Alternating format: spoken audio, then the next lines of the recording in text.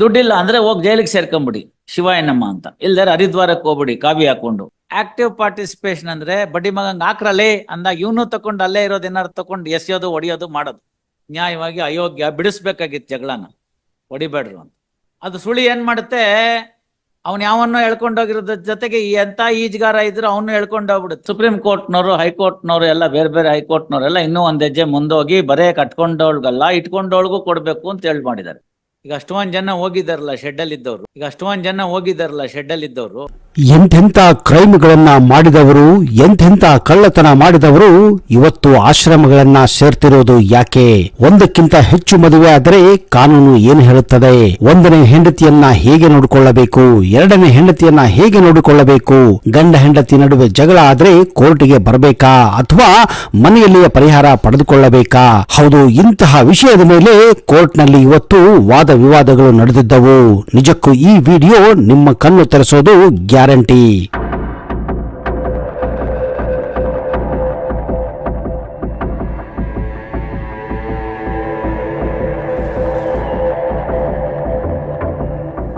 ಎರಡನೇ ಹೆಂಡತಿನೂ ನಿಮ್ ಜೊತೆ ಚೆನ್ನಾಗಿಲ್ಲ, ಈಗ ಅದು ಪ್ರಾಬ್ಲಮ್ ಆಗಿದೆ. ಹಂಗಾದ್ಮೇಲಿಂದ ಮೊದಲನೇ ಹೆಂಡತಿನ ಸರಿಯಾಗಿ ನೋಡ್ಕೊಂಡಿಲ್ಲ ಅನ್ನೋದು ಡೆಸರ್ಷನ್ ಆಟೋಮ್ಯಾಟಿಕಲಿ ಪ್ರೂವ್ ಆಯ್ತು. 125 ಸ್ಕೋಪ್ ಇರೋದೇ ಅಷ್ಟು. ಸುಪ್ರೀಂ ಕೋರ್ಟ್ನವರು, ಹೈಕೋರ್ಟ್ನವರು ಎಲ್ಲ ಬೇರೆ ಬೇರೆ ಹೈಕೋರ್ಟ್ನವರೆಲ್ಲ ಇನ್ನೂ ಒಂದ್ ಹೆಜ್ಜೆ ಮುಂದೋಗಿ ಬರೇ ಕಟ್ಕೊಂಡವಳ್ಗಲ್ಲ ಇಟ್ಕೊಂಡವಳ್ಗೂ ಕೊಡ್ಬೇಕು ಅಂತ ಹೇಳಿ ಮಾಡಿದ್ದಾರೆ. ಹಾಗಿದ್ದಂತ ಪಕ್ಷದಲ್ಲಿ ಇನ್ನೇನ್ ಲೀಗಲ್ ಪಾಯಿಂಟ್ ರಿವಿಷನ್ ಅಲ್ಲಿ ನಾವು ನೋಡೋದಿದೆ? ಇದ್ರಲ್ಲಿ ಏನೋ ಲೀಗಲ್ ಪಾಯಿಂಟ್ ನೋಡೋದಿಲ್ಲ. ಇನ್ನು ಕೆಪಾಸಿಟಿ, ದುಡ್ಡಿಲ್ಲ ಅಂದ್ರೆ ಹೋಗಿ ಜೈಲಿಗೆ ಸೇರ್ಕೊಂಬಿಡಿ ಶಿವಾಯನಮ್ಮ ಅಂತ, ಇಲ್ದಾರೆ ಹರಿದ್ವಾರಕ್ಕೆ ಹೋಗ್ಬಿಡಿ ಕಾವಿ ಹಾಕೊಂಡು. ಅವಲೇ ಒಂದೊಂದು ದಿನ ಒಂದೊಂದು ಆಶ್ರಮದಲ್ಲಿ ಬಿಟಿ ಊಟ ಹಾಕ್ತಾರೆ, ಹೋದ್ರೆ ಆಯ್ತಪ್ಪ ಆರಾಮಾಗಿ. ಅಲ್ಲಿರೋರೆಲ್ಲ ಅರ್ಧ ಜನ ಕನ್ವಿಕ್ಸೆ, ಋಷಿಕೇಶ, ಹರಿದ್ವಾರ, ಕಾಶಿ, ಅಲ್ಲೆಲ್ಲ ಇರೋರೆಲ್ಲ ಅಂತವ್ರೆ. ನೆನೆ 75 ರೂಪಾಯಿಗೆ ಒಂದು ಕೇಸರಿ ಕಲರ್ ನೈಟಿ ಕೊಡ್ತಾರೆ, ಅದ್ ಹಾಕೊಂಡ್ಬಿಟ್ರೆ ಮುಗಿದೋಯ್ತು. 25 ರೂಪಾಯಿಗೆ ಒಂದು ಅಲ್ಯೂಮಿನಿಯಂದು ಟಿಫಿನ್ ಕ್ಯಾರಿ ಕೊಡ್ತಾರೆ. ಒಂದೊಂದ್ ದಿನ ಒಂದೊಂದು ಆಶ್ರಮದಲ್ಲಿ 12 ಗಂಟೆ ಕರೆಕ್ಟ್ ಆಗಿ, ಬೇರೆ ಯಾರು ಊಟ ಹಾಕ್ತಾರೋ ಬಿಡ್ತಾರೋ 12 ಗಂಟೆಗೆ ಆ ಆಶ್ರಮದಲ್ಲಿ ಬೆಲ್ ಆಗುತ್ತೆ. ಲೈನಲ್ಲಿ ಹೋಗಿ ಕೂತಿದ್ರೆ ಸಾಕು, 2 ಚಪಾತಿ ರೊಟ್ಟಿ ಕೊಡ್ತಾರೆ. ಯಾರ್ಯಾರೋ ದೇಶದಲ್ಲೆಲ್ಲ ಏನೇನೋ ಅನ್ಯಾಯ ಮಾಡ್ಬಿಟ್ಟಿರ್ತಾರಲ್ಲ ಅವರೆಲ್ಲ ಇಲ್ಲಿರೋ ಸಾಧು ಸಂತರಿಗೆ ಊಟ ಕೊಡ್ಬೇಕು ಅಂತ ಹೇಳಿ ದುಡ್ಡಿಟ್ಟಿದ್ದಾರೆ. ಅವನ ಆಶ್ರಮದವ್ರು ಅರ್ಧ ನುಂಗಿ ಇನ್ನರ್ಧ ಇವ್ರಿಗೆಲ್ಲ ಹಾಕ್ತಾರೆ. ಬಿಟ್ಬಿಟ್ಟು ಅಲ್ಲೋಗಿ ಸೇರ್ಕೊಂಡ್ಬಿಟ್ರೆ ಮುಗ್ದೋಯ್ತು. ಕಾವಿ ಹಾಕೊಂಡ್ಬಿಟ್ಟು ಗಡ್ಡ ಬಿಟ್ಬಿಟ್ರೆ, ನಿಮ್ ನಸೀಬ್ ಚೆನ್ನಾಗಿದ್ರೆ ನಿಮ್ಮ ಹತ್ರನೂ ಯಾರು ಶಾಸ್ತ್ರ ಗೀಸ್ತ್ರ ಅಂತ ಕೇಳಿ ಒಂದಷ್ಟು ಬೇರೆ ವರ್ಕೌಟ್ ಆಗುತ್ತೆ ದುಡ್ಡು. ಇಲ್ಲಾರ ಆರಾಮಾಗಿ ಬೆಳಗ್ಗೆ ಇರೋದು, ಸಾಯಂಕಾಲ ಆದ್ರೆ ಗಂಗಾ ನದಿ ನೀರ್ ಕುಡಿಯೋದು, ಗಂಗಾ ಆರತಿ ಆಗುತ್ತೆ. ಯಾರೋ ನಿಮ್ ಸುಮ್ನೆ ಅಲ್ಲಿ ಲೈನಲ್ಲಿ ಕೂತಿದ್ರೆ ಪಾಪ ಮಾಡಿದವರೆಲ್ಲ ಬೆಳಗ್ಗೆ ಟಿವಿ ನೋಡಿ 10 ರೂಪಾಯಿ ಹಾಕೊಂಡು ಹೋಗ್ತಾರೆ. ಆ ತರ 10 ರೂಪಾಯಿ 250 ರೂಪಾಯಿ ಕಲೆಕ್ಷನ್ ಆಗುತ್ತೆ per day. ಯಾರ್ಗುಂಟು ಯಾರಿಗಿಲ್ಲ.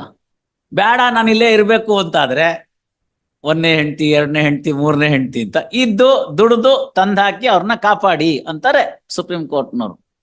Fully abled person should earn and then maintain the family. ಇಂಥ ಗಂಡನ್ ಕಟ್ಕೊಂಡಿದ್ದೆ ಕೌಳ ಕರ್ಮದಲ್ಲಿ ಇನ್ನೇನ್ ಅನುಭವಿಸ್ಬೇಕು ಅನುಭವಿಸ್ತಾಳೆ. This all about the 125. Domestic violence, domestic violence still worser. ಅದ್ರಲ್ಲಿ ನಂದೇ ಜಜ್ಮೆಂಟ್ ಇದೆ ನೋಡಿ. ಮೇಂಟೆನೆನ್ಸ್ ಕೊಡೋದ್ರ ಜೊತೆಗೆ ಮನೆಯನ್ನು ಕೊಡ್ಬೇಕು.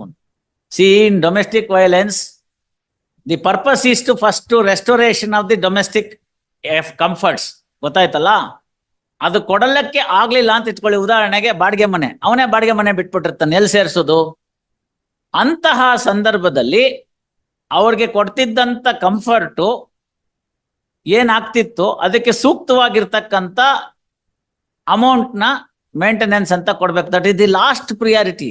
ನಮ್ಮ ಮ್ಯಾಜಿಸ್ಟ್ರೇಟ್ ಡೈರೆಕ್ಟ್ ಆಗಿ ಅದನ್ನ 125 ಪ್ರೊಸೀಡಿಂಗ್ಸ್ ತರ ಡೈರೆಕ್ಟ್ ಆಗಿ ಮೇಂಟೆನೆನ್ಸ್ ಅಲೋ ಮಾಡ್ತಾ ಇದ್ದಾರೆ. No, that is not the purpose. Purpose is to see that she would be brought back to the shared residence ಅಂತ. That is the purpose of domestic violence act. Throughout the proceedings ಮಾಡಿ has paid the interim maintenance. ಈಗ ಆಯ್ತಲ್ಲಪ್ಪ, ನಾಳೆ ಬೆಳಗ್ಗೆ ಗಂಟು ಮೂಟೆ ಸಮೇತ ತಮ್ಮ ಮನೆಗೆ ಬರ್ತಾರೆ, ಸೇರಿಸ್ಕೊಂಬಿಡಿ ಡೊಮೆಸ್ಟಿಕ್ ವೈಲೆನ್ಸ್ ನಲ್ಲಿ. ಮ್ಯಾರೇಜ್ ಡಿಸಾಲ್ವ್ ಆಗಿದೆ ಸರ್. ಮ್ಯಾರೇಜ್ ಡಿಸಾಲ್ವ್ ಆಗಿದ್ರೆ ಅಲ್ಲಿ ಪೀರಿಯಡ್ ತನಕ ಏನ್ ಕೊಡ್ಬೇಕಾಗಿತ್ತು ದುಡ್ಡು ಕೊಟ್ಬಿಟ್ಟು ಅತ್ಲಾಗ ಮುಗೀತು ಅಂತ ಹೇಳಿ ಕೈ ತೊಳ್ಕೊಂಡ್ಬಿಡೋದು.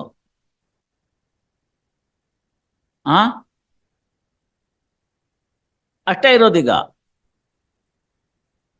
ಅಲ್ಲಿ ತನಕ ಇರೋದು ಅಷ್ಟೇನೇನೆ.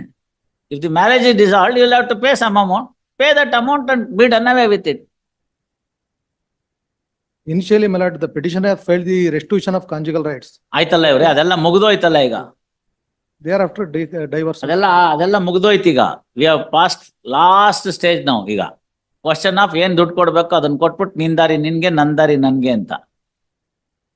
ನಿಮ್ ಕಕ್ಷಿಗಾರಕ್ಕೆ ಸ್ತ್ರೀ ಸೌಖ್ಯ ಬರ್ದಿಲ್ಲ, ಅದಕ್ಕೆ ಮೊದಲನೇ ಹೆಂಡತಿನ ಅನಾನುಕೂಲ ಆಯ್ತು, ಈಗ ಎರಡನೇ ಹೆಂಡತಿ ಅವಳದು ಅನಾನುಕೂಲ ಆಗ್ತಾ ಇದೆ. ಇದು ಮ್ಯಾರೇಜ್ ಮಾರ್ಕೆಟ್ ಚೆನ್ನಾಗಿದೆ, ಗಂಡಸಿಗೆ 10 ಬೇಕಾದ್ರೆ ಮದುವೆ ಆಗತ್ತೆ.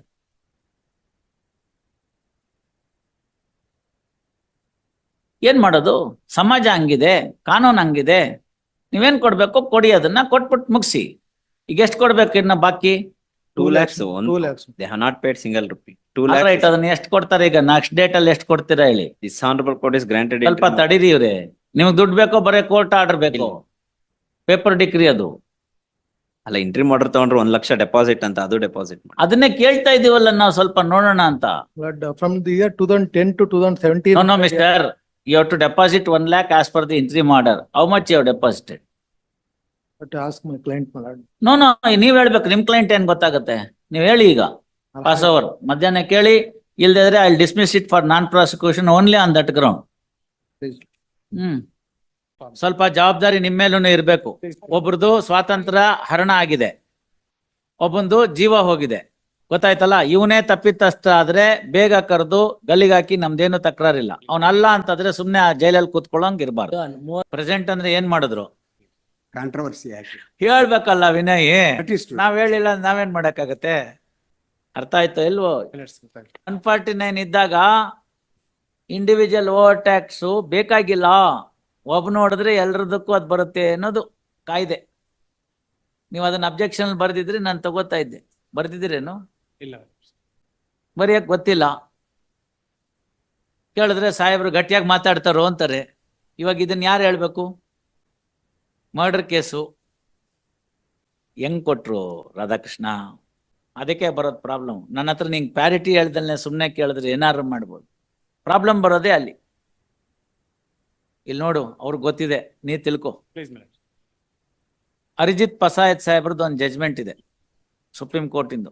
ನಾನು ಹೆಸರು ಹೇಳಲ್ಲ, ನೀನು ಹುಡ್ಕೊಂಡ್ ಬರ್ಬೇಕು, ಇಲ್ದರೆ ಸ್ಪೂನ್ ಫೀಡಿಂಗ್ ಆಗ್ಬಿಡುತ್ತೆ. 149 ಇದ್ದಾಗ ಅಂದ್ರೆ ಕಾಮನ್ ಆಬ್ಜೆಕ್ಟ್ ಶೇರಿಂಗ್ ಇದ್ದಾಗ ಪ್ರಾಸಿಕ್ಯೂಷನ್ ಅವ್ರು ಎರಡೇ ವಿಚಾರ ಪ್ರೂವ್ ಮಾಡ್ಬೇಕಾಗಿರೋದು. ಮೊದಲನೇದು ಅವನಲ್ಲಿದ್ದ ಅಂತ. ಇದರಲ್ಲಿ FIR ಅಲ್ಲೇ ಇದ್ದೆ ಇವನ ಹೆಸರು, ಅಕ್ಯೂಸ್ ನಂಬರ್ 6 ಹೆಸರು ಕೂಡ ಹೇಳ್ತಾರೆ. ಇನ್ನಿತರ 23 ಜನರು ಅಂತೇನು ಹೇಳಿಲ್ಲ, ಫಿಕ್ಸ್ ಮಾಡಿದ್ರು ಅನ್ನಕ್ಕೆ. ಆಯ್ತಾ? ಎರಡನೇದು ಪಾರ್ಟಿಸಿಪೇಷನ್. ಇವಾಗ ಇವ್ರು ಹೇಳ್ತಿರೋದು ಸ್ವಾಮಿ ಅವನಿದ್ದ, ಹೊಡಿಲಿಲ್ಲ, ಸುಮ್ಮನೆ ನೋಡ್ಕೊಂಡು ನಿಂತಿದ್ದ ಅಂತ. ಪಾರ್ಟಿಸಿಪೇಷನ್ ಬರೆಯುವಾಗ ಪಸಾಯತ್ ಅವ್ರು ಬರೀತಾರೆ, participation is of 2 types. One is active and one is passive ಅಂತ. ಅರ್ಥ ಆಯ್ತಲ್ಲ? ಆಕ್ಟಿವ್ ಪಾರ್ಟಿಸಿಪೇಷನ್ ಅಂದ್ರೆ ಬಡ್ಡಿ ಮಗಂಗ್ ಹಾಕ್ರಲ್ಲೇ ಅಂದಾಗ ಇವನು ತಕೊಂಡು ಅಲ್ಲೇ ಇರೋದು ಏನಾರು ತಕೊಂಡು ಎಸೆಯೋದು ಹೊಡಿಯೋದು ಮಾಡೋದು. ಪ್ಯಾಸಿವ್ ಅಂದ್ರೆ ಅವ್ರು ಮಾಡ್ತಾ ಇರೋದನ್ನ ನೋಡ್ಕೊಂಡು ನಿಂತಿರೋದು. ಇವಾಗ ಇವ್ರಿಗೆ ಎಲ್ಲಿ ಬರುತ್ತೆ ಬೇಲ್ಗೆ? ಅರ್ಥವಾಯ್ತಾ ರಾಧಾಕೃಷ್ಣ ಅವರೇ? ಪ್ಯಾರಿಟಿ ಎಲ್ಲ ತರಬೇಡಿ ನನ್ನ ಹತ್ರ ದಯವಿಟ್ಟು. ನಾವಿದ್ರೆ ಏನ್ ಮಾಡ್ತೀವಿ ಅವಾಗ? ಟ್ರಯಲಲ್ಲಿ ನಾನೇ ಇದ್ದೆ ಅಂತ ಇಟ್ಕೊಳ್ಳಿ, ಅಥವಾ ಅಪೀಲ್ನಲ್ಲಿ ನಾನೇ ಇದ್ದೆ ಅಂತ ಇಟ್ಕೊಳ್ಳಿ, ನಿಮ್ಮ ಆರ್ಗ್ಯುಮೆಂಟ್ ನಿಲ್ಲುತ್ತಾ ಇದು? ನಿಲ್ದೇ ಆದ್ಮೇಲೆ ಬೇಲ್ಗೆಂಗೆ? ನ್ಯಾಯವಾಗಿ ಅಯೋಗ್ಯ ಬಿಡಿಸ್ಬೇಕಾಗಿತ್ತು ಜಗಳನ, ಹೊಡಿಬೇಡ್ರು ಅಂತ. ಈಗ ಅಷ್ಟೊಂದು ಜನ ಹೋಗಿದಾರಲ್ಲ ಶೆಡ್ಡಲ್ಲಿ ಇದ್ದವ್ರು, ಹೆಂಗ್ ಹೋದ್ರು? ಬರೇ ಬುದ್ಧಿ ಕಲ್ಸೋದಾಗಿದ್ರೆ ಹೆಂಗ್ ಹೋದ್ರು ಒಳಗೆ? ನೀವು ಮೊನ್ನೆ ಕೊಟ್ಟಾಗ್ಲೇ ನಾನು ಅದನ್ನೇ ಹೇಳ್ಬೇಕು ಅಂತಿದ್ದೆ. ಓಪನ್ ಕೋರ್ಟಲ್ಲೇ ಡಿಸ್ಕಷನ್ ಮಾಡ್ಬೇಕು ಅಂತ ಮಾಡಿದ್ದೆ. ಪ್ಯಾರಿಟಿ ಅಲೋನ್ ಸೋನ್ಸೋ ಆಯ್ತಲ್ಲ. ಈ ಸುಳಿ ಒಳಗಡೆಗೆ ದೊಡ್ಡ ನಾನೇ ಸ್ವಿಮ್ಮಿಂಗ್ ಪೂಲ್ ಅಲ್ಲಿ ಫಸ್ಟ್ ಪ್ರೈಸ್ ಅಂತ ಹೋಗಿ ಎಳೆದು ಬಿಡ್ತಾರೆ. ಅದು ಸುಳಿ ಏನ್ ಮಾಡುತ್ತೆ, ಅವನ್ ಯಾವನ್ನೋ ಹೇಳ್ಕೊಂಡೋಗಿರೋದ್ರ ಜೊತೆಗೆ ಎಂತ ಈಜ್ಗಾರ ಇದ್ರು ಅವನು ಹೇಳ್ಕೊಂಡೋಗ್ಬಿಡುತ್ತೆ. ಇವೆಲ್ಲ ಸುಳಿ ಬೇಕಾಗಿದ್ಯಾ ನಮ್ಗೆ? ಇದು ಹೀನ್ ಸುಳಿ, ಬರೇ ಸುಳಿ ಅಲ್ಲ. ಕನ್ನಡದಲ್ಲಿ ಗಾದೆ ಇದೆ, ಹೀನ್ ಸುಳಿ ಬೋಳ್ಸಿದ್ರು ಹೋಗಲ್ಲ ಅಂತ. ಮತ್ತಿರ್ಗ ಹಂಗೆ ಉಟ್ಕೊಳ್ತೀವಿ.